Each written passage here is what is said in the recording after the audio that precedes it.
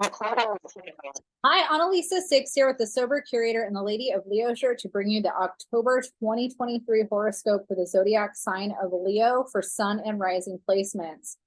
Every time that it's Leo's horoscope, I come on here and I say, it's us, it's me time, it's you time, it's us time, Leos, yay. And I always feel like such a dork because now it's like after how many months of saying that, am I just going to continue to do that every time? Probably. It's hard not to.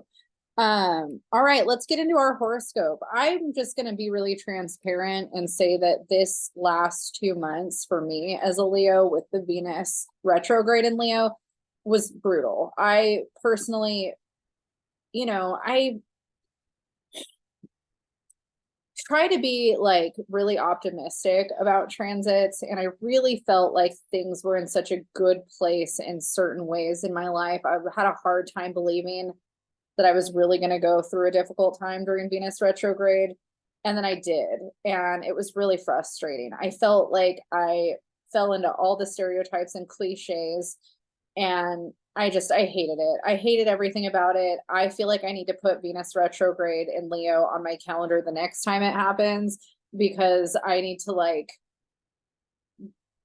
go stay away from everyone and just hunker in a hotel somewhere and just not like engage with life. Maybe I know that's not constructive, but that's how this one made me feel. So if you're a Leo and you also felt like this Venus retrograde was challenging for you on many levels, feel free to let me know in the comments. I would be so curious. Okay, so we're in Libra season, and Libra and Leo are actually very compatible, harmonious signs. They make what's called a sextile to each other. So we have all this energy in the sky that is actually very harmonious to our Leo energy. Let's just go ahead and start off with just kind of addressing what is in Libra right now at the beginning of October. Today's October 5th, the day that I'm recording this. So we've got Pallas Athena in Libra, actually conjunct the sun in Libra right now.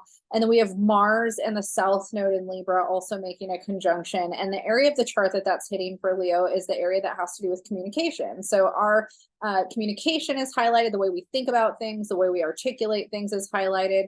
And Libra tends to want things to be a little bit more harmonious and loving, with communication, and detached even, sometimes a little bit more spacious, I would say, passive, not like heavy or dominant or overly emotional or overly overbearing. There's kind of this like fluidity. And I always feel like Libra energy feels, I know a lot of different types of Libras. I have a lot of Libra people in my life, Libra dominant people, Libra moons, Libra suns predominantly, and then a few Libra risings. But I think that I know a lot of Libras that tend to be more aggressive or dominant or loud. And then I know a lot of Libras that tend to be more airy and quiet and aloof. And I think that regardless of which side Libra can be on for the individual, I think one of the things I really enjoy about all the Libra friends of mine is the level of optimism and kind of the desire to have a good time. Like that's something that I think Leo and Libra really enjoy together, is like, even when something negative is going down, I think that these two signs can find a way to laugh at it. It's like everything's burning down around us, and we can find a way to have a good time and laugh about it. So I think Leo and Libra do tend to kind of be more on that side of things in a way. But yeah, for us Leos, we have the ability to be more passive aggressive with Mars here.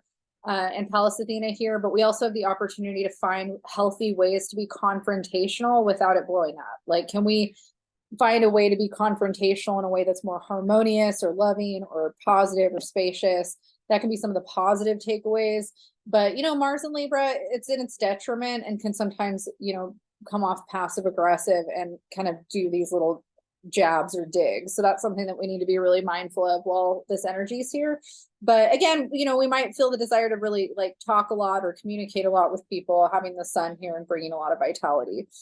The other thing that's kind of emphasized with that today is that Mercury is actually entering Libra today. So we started out October with Mercury still in Virgo for the first few days, and then that story tied up, and now Mercury has moved into Libra and it's entered the area of communication. And so again, harmonious communication, optimistic communication, communication that's fun and, more detached and not so intense, is something that we are having for the month of October up until the 22nd. So Mercury will leave Libra on the 22nd. Venus, I talked about Venus earlier and how it's been in Leo. It's been in Leo since June, and we are, wrapping up that last little bit of Venus and Leo story.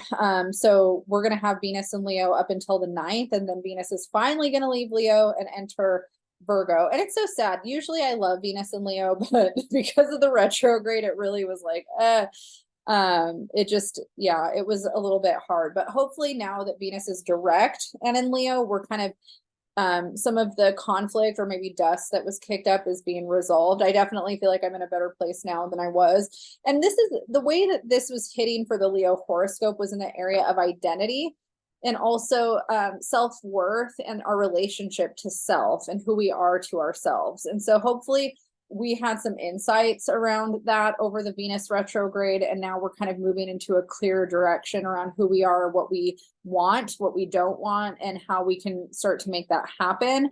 When Venus enters Virgo on the 9th, this is going to enter the area of the chart that has to do with finances and money. And this is actually, when Venus is in this area of the chart, it's actually really positive.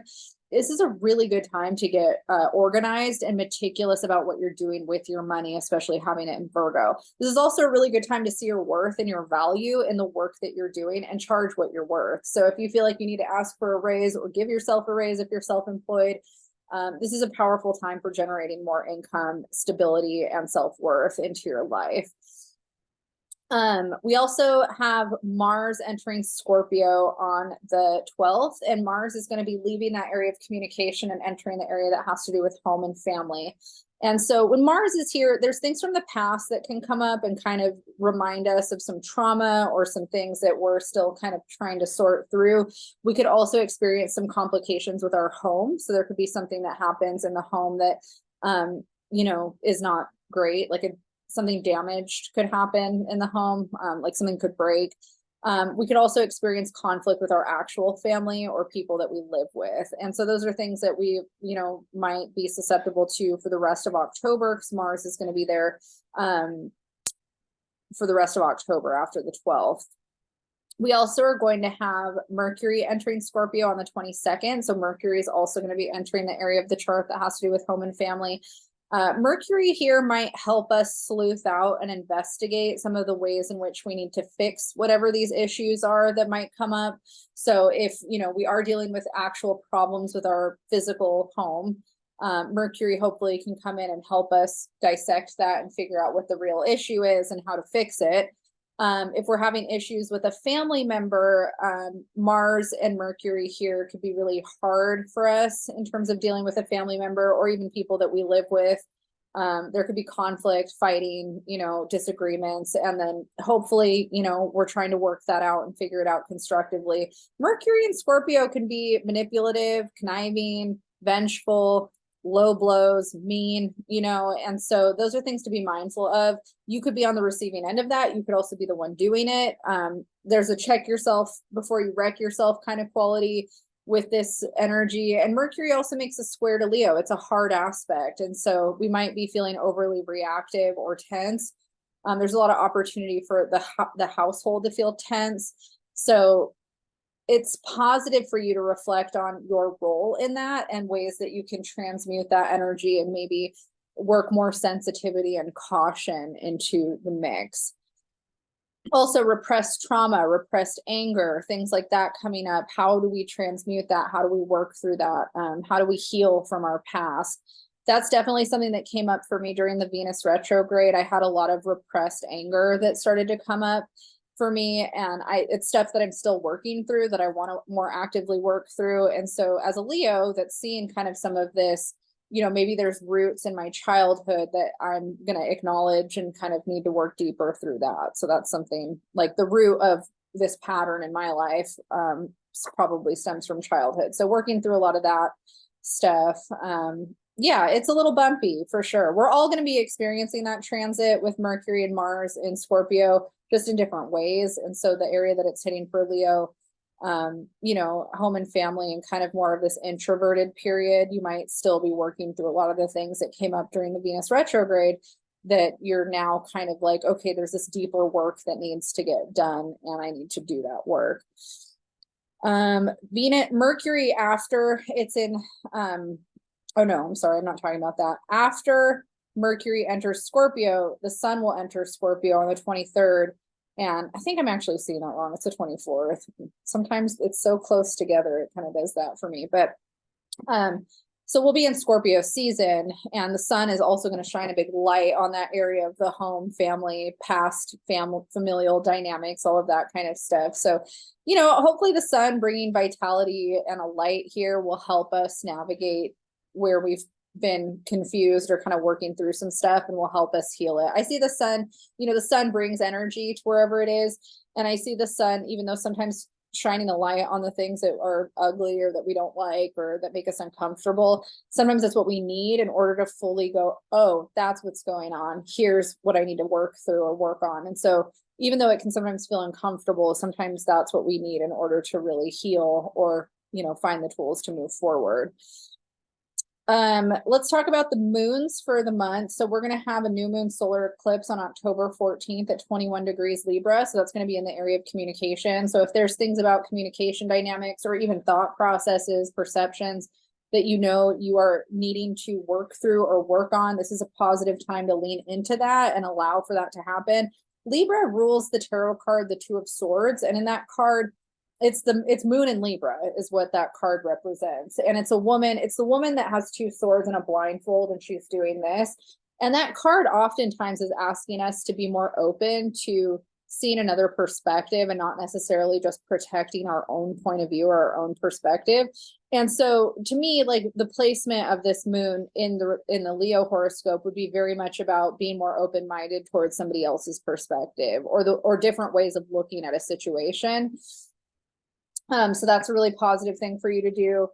On October 28th, that's when we're going to have the full moon lunar eclipse. It's happening at 5 degrees of Taurus, and Taurus squares Leo. So there's a hard aspect there that can be a little bit uncomfortable. So, you know, the opposition of the sun and the moon, Scorpio Taurus, is going to make a T-square to Leo.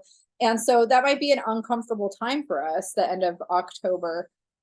We might be feeling a little bit of tension between so the area that this moon is hitting is the area that has to do with career and also what we're doing in the world, our public persona. And then that also is opposite, that internal world, our home, our family, our past, and how we're connected to more of the internal world versus the external world. And then how that affects our identity and our sense of self. So this full moon for Leo at the end of the month, we might be at a crossroads in some way. Who am I? What am I doing? What are my goals around how I'm perceived and being perceived and putting myself out there? And is this really nurturing me and what I need in myself, you know, on a deeper level? So yeah. And am I making decisions in the world that stem from trauma or childhood expectations that my parents had on me versus the things that I actually really want and need for myself? So those are big themes for Leo.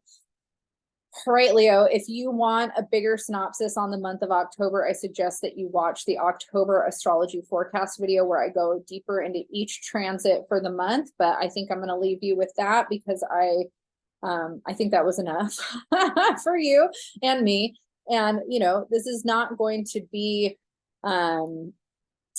you know, the easiest month. There's still definitely some rocky, bumpy roads ahead for us, but I think that we're at least working through some of the stuff that got kicked up during the Venus retrograde. This is the shirt that I bought after the Venus retrograde because Venus in retrograde in Leo really made me feel like not enough. And so I feel like this is my affirmation for the rest of the year. I am Kneff, and even with my hair being not what I would like for these videos, I'm still trying to practice this affirmation moving forward. So, you know, if you want to continue to follow me, you can follow me at ladyofleosure.com or thesobercurator.com where these videos get posted. Hit the like and subscribe button if you want to get notified on when I publish new videos. And yeah, I will see you next month. Good luck, Leo. And yeah, please let me know in the comments what Venus retrograde was for you. I'm very, very curious, and I haven't had anybody let me know really out of the Leo group. I have Leos in my life, but we tend to stay a little guarded about what's going on in our personal lives because we know better than to air. We like to be perceived as having it more together than we do, usually. All right. I'll see you guys next month.